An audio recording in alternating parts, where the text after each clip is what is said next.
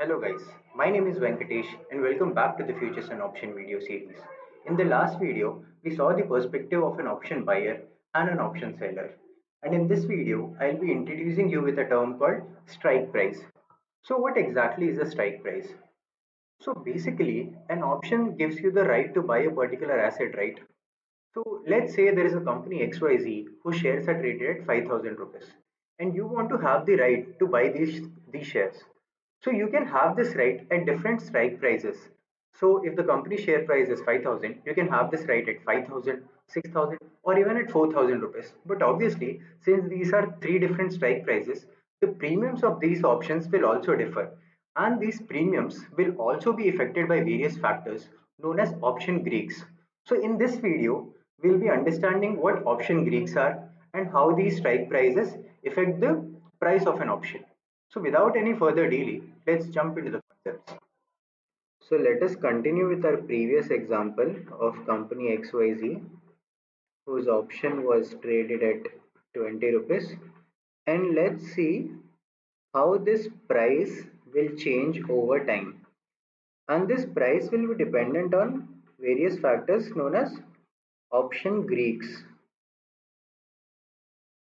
Okay, and option Greeks are basically delta, gamma, the famous theta decay, and vega. So let's understand how exactly will delta affect this price of 20 rupees. So let's say when the price of XYZ was 5,000, our option price was 20 rupees. And let's say delta of this option is 0.5 rupees. So what exactly is delta? So for every 100-point move, let's say it is 5,100. So what will happen to option price? So 100-point move into delta is 0.5, right? So this will be 50. So for every 100-point move, this option value will increase by 50 rupees. So 20 plus 50, this will be 70 rupees.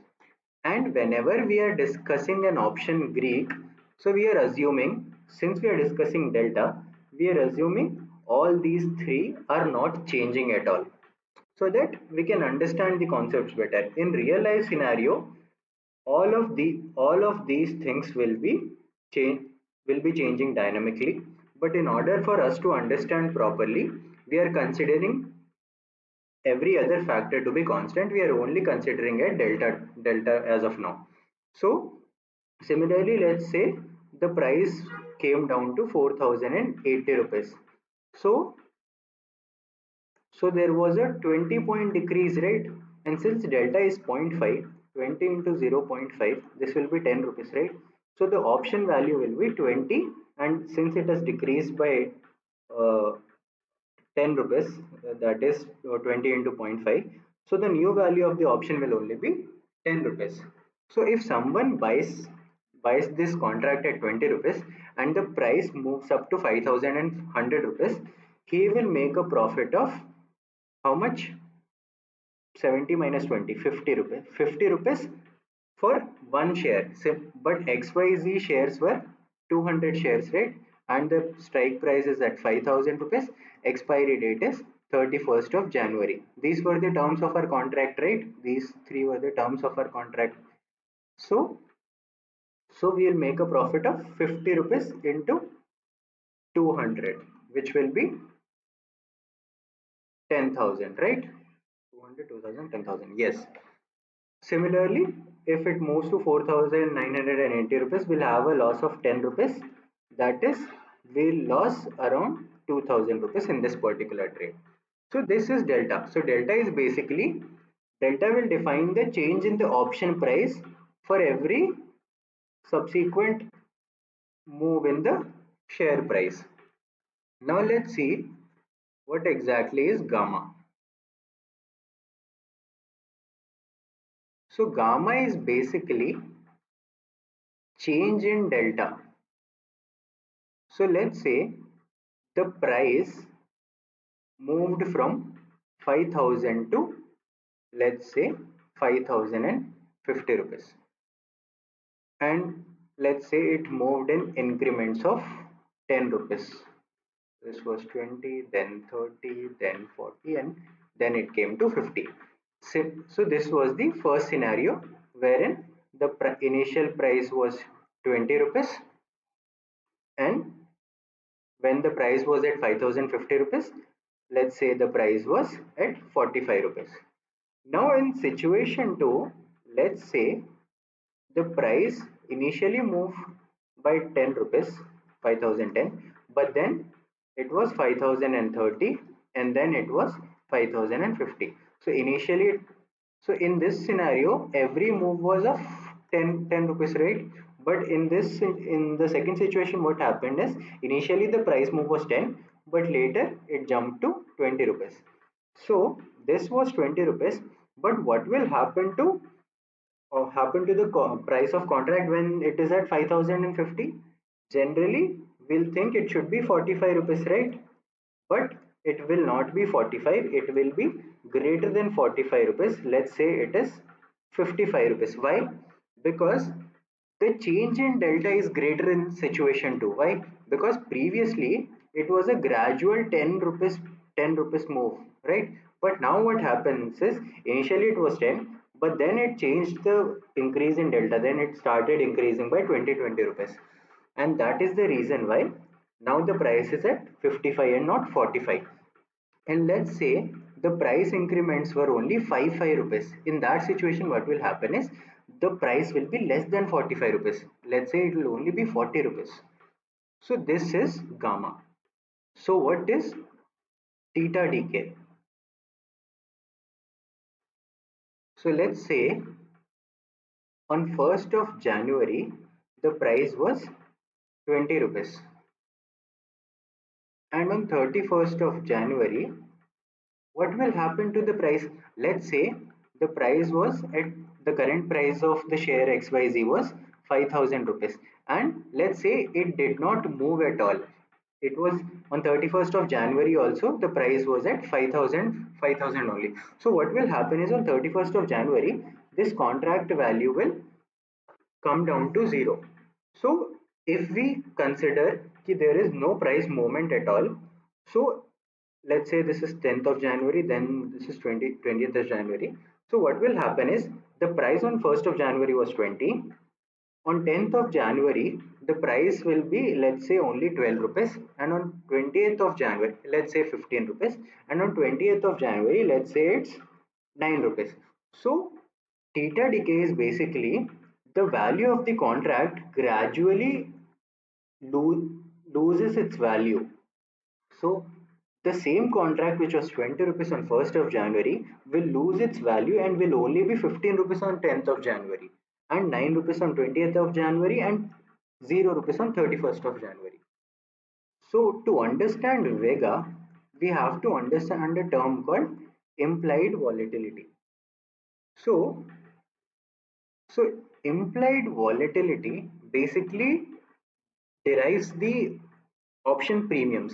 So let's say option premiums are somewhere around 5 to 10 rupees of range today, but suddenly a war has been announced and the implied volatility has increased. So what will happen to the option premiums? Now it will be traded not from 5 to 10 rupees. So this is increased from, let's say, 10 to 15 rupees. Okay.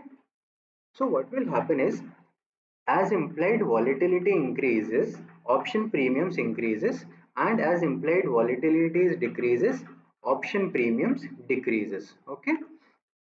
So Vega is basically Vega is basically for every, let's say, for every 1% change in IV, whatever is the change in option price is known as Vega.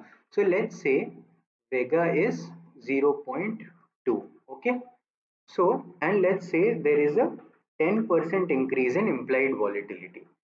So since Vega is 0.2 and IV is 10%, So this number will be 2%. So since our option price was initially, let's say, 20 rupees. So now what will happen is it will increase by 2%, right? So it will be zero point 0.4. So it will be zero point 0.4. So the new value of our options contract would be 20.4 rupees. Okay. So this is exactly what Vega is. Now let's understand what in the money, at the money, and out of the money options are. And let's consider the same example, company XYZ. But now let's say the current price of XYZ was 5005 rupees and not 5000 rupees. And these are the different strike prices, and we are talking about a call option in this example. So basically what happens is these all are different strike prices, and at each strike price we can buy a options contract, basically a call contract in this example. So what happens in futures is we only have a one particular type of contract wherein there will be a buyer and a seller. But what happens in options is there can be various contracts at different strike prices who will have an option buyer and an option seller. So we can buy a contract at 5000 rupees, 5010 rupees, 5020, similarly 4990, 4080, 980, similarly. So basically there will be a lot of strike prices wherein we can go and buy a options contract. So since the price is 5005 rupees, so this is the current price rate, 5005 rupees. So the the strike prices that are closest to the current price are known as at the money options, and this is in the money, and the above ones are out of the money. Why are these in the money and out of the money? I'll tell you in a bit. But before that, you have to understand that each contract has its own set of delta, gamma, theta, and vega. So this particular contract will have its own delta, gamma, theta, vega. This particular contract will have its own delta, gamma, theta, vega. Similarly, every contract will have its own delta, own gamma, own theta, and own vega. So let's understand how exactly these four things will vary for all of these contracts. But before that, let me just write down prices of this contract, and I'll explain why are these prices justified. Yeah. So now let's understand what are in the money and out of the money. See, at the money options are basically contracts that are closest to the current price rate. So in the money options are basically whose statements are already true, and out of the money are whose statements are false. What do I mean by these two things? So let's consider this 4950 example. Since current price is 5005 rupees, but we are buying a right to buy the company XYZ at 4950 rupees, right? So let us forget about the prices as of now, these option prices, and only focus on the price of XYZ. So the price of XYZ is 5005, but we have the right to buy XYZ at 4950, which is less than the current price of the XYZ. So this statement already looks profitable to us, right? So all of these are known as in the money options, that is all less than the 5005 rupees, right? Similarly, if we consider out of the money options, so let's say we consider the strike price 5050 rupees. The current price is 5005 rupees, but we are buying a right to buy XYZ at 5050 rupees, right? So we are buying something which is valued at 5005 rupees at a higher price, right? So this does not look profitable to us, right? So these are known as out of the money options. Then why are people buying these kind of options? See, the price of in the money options are 10, 20 and 15, right? But while as we go in the money options, these look already profitable to us, right?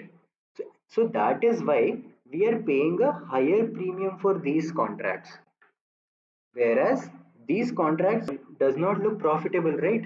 So that is why we are paying a lesser premium for these contracts. So what will happen is every option has an intrinsic value and an extrinsic value. So these in the money options will have intrinsic plus extrinsic value, but what will happen to out of the money options is this intrinsic value will be zero. Why? Because this already looks not profitable to us, right? But when we consider this in the money option, when we consider this in the money option, so let's say the current price is at 5005 rupees and we are considering 4950 wala option. So this difference is basically how much? 55 rupees, right? So this 76 rupees which I have written over here is basically 55 rupees plus something. So this 55 rupees is basically the intrinsic value and this 76, right? And this 55 plus 21 is 76, right? So this 21 is basically the extrinsic value. Now let's see delta. So basically delta is somewhere around 0.5 for at the money options, and as we go in the money delta approaches 1, and as we go out of the money delta approaches 0, as in it could be 0 0.6, 0 0.7, 0 0.8, it will keep on increasing, and similarly it will be 0 0.4, 0 0.3, 0 0.2, it will decrease in out of the money options, right? Now let's understand gamma, right? So so gamma is basically maximum at the money options, and it will gradually decrease, but it will stay positive on both of the sides. Okay, now if we consider theta,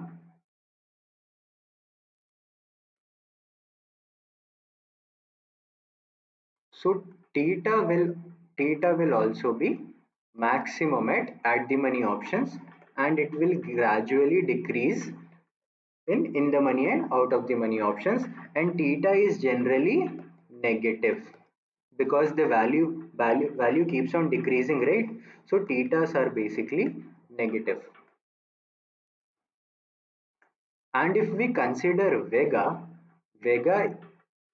vega is also maximum at the money, and it will gradually decrease in out of the money and in the money options.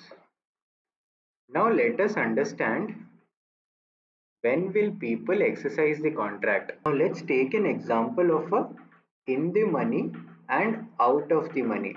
Let's say a person bought a 4950 contract and which was traded at 76 rupees, and one more person bought a contract of 5050 rupees which was traded at 2 rupees. So this 76 rupees was basically 55 rupees intrinsic value plus 21 rupees extrinsic value, right? Whereas this was entirely extrinsic value of 2 rupees. And the current price is at 5005 rupees, right? Now, if the price does not move at all and on 31st of January, the price is still 5005 rupees. So what will happen to out of the money is this 2 rupees will come down to 0, whereas this in the money 76 rupees will come down to 55 rupees and not 0. Why? Because it still has a intrinsic value, right? So on net we'll have a 21 rupees loss in the money and 2 rupees loss in out of the money. Now if we consider a put option, everything will remain same, that is 5010, 5000, 5005. So this will be at the money 5050 and 4950, but there will be a change. Now these things will be called as out of the money and the above things are known as in the money. Why? Because let's consider 5050 rupees, but the current price is at 5005 rupees. So we are buying a right to sell an asset that is the current price is at 5005 rupees, but we are buying that at 5050 rupees. That is, we are able to sell it at a higher price, right? So this already looks profitable to us. So that is why these are in the monies. Whereas if we consider 4950, we are selling something at 4950 whose actual value is 5005 rupees.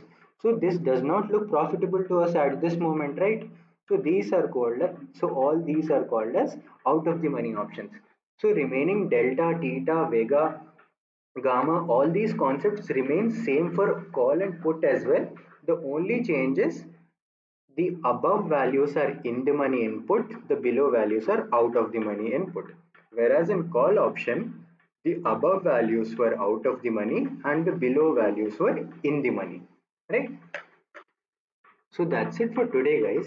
Hope you liked the video and thank you for watching.